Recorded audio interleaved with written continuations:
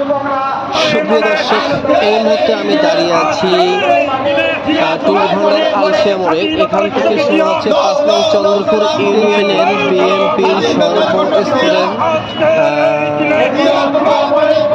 নেতাকর্মীদেরকে নিয়ে একটি ছোট্ট মিছিল রওনা দিচ্ছে মূলত কালীগঞ্জ, যেটা কেন্দ্রীয় বিএনপির কার্যালয়, সেখানে সমবেত হয়ে পরবর্তী আবারও একটি মিছিল সর্বস্তরের লোক নিয়ে গঠিত হবে। তো আমি আপনাদেরকে দেখানোর চেষ্টা করতেছি, আপনারা দেখতে থাকেন পুরো ভিডিও জুড়ে।